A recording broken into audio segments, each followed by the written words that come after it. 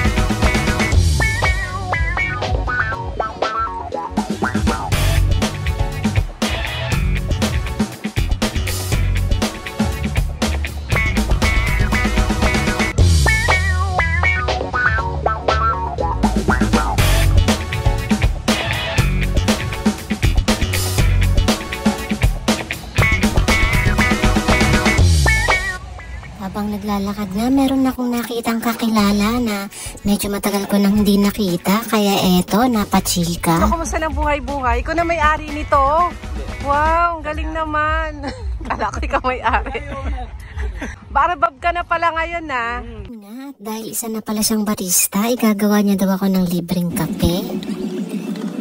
May nakita akong kakilala. Bibigyan daw ako ng kape. Saktong-sakto. Nandito ako sa likod ng sunflower. Ang cute. Tagal ko nang gustong makakita ng mga sunflower. Eto na pala sa Jahili Park.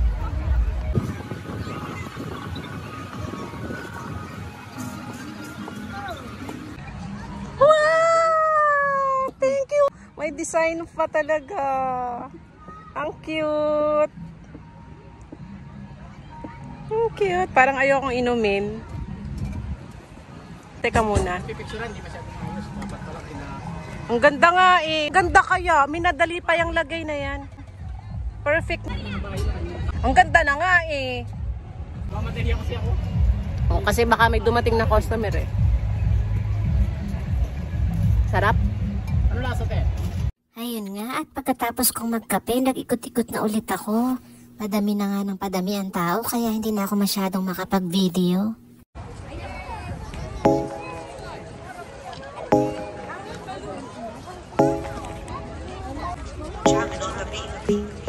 Fools like them, they suss me out and then they ghost. Girls like me, I like a magnet to a knife. Can I can light up from the ocean?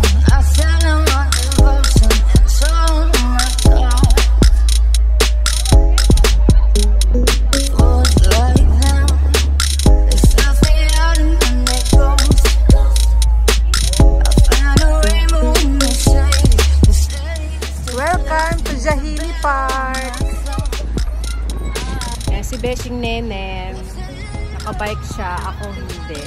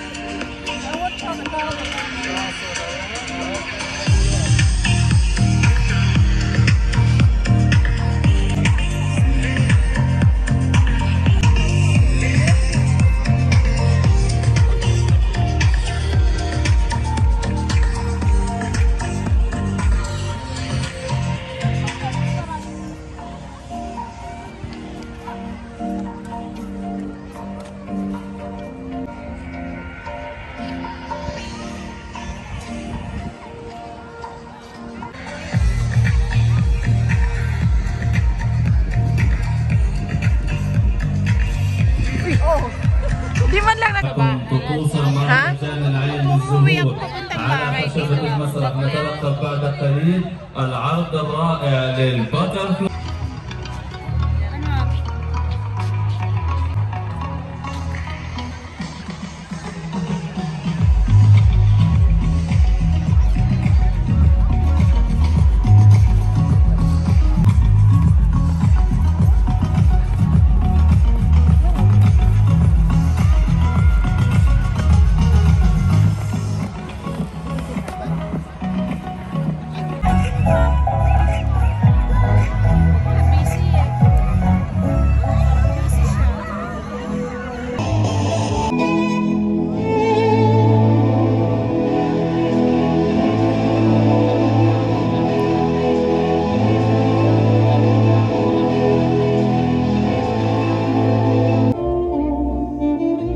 7 PM na nga nag-start ang show at medyo maginaw na kaya hindi na rin namin tinapos, umuwi na kami.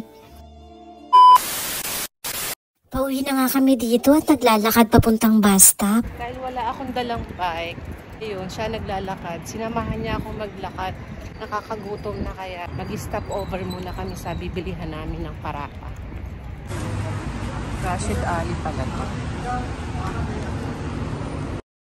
Dahil nga sa pagod sa paglalakad at gutom, naubos namin ang parata kahit makunat na. Talagang walang hindi masarap sa taong gutom.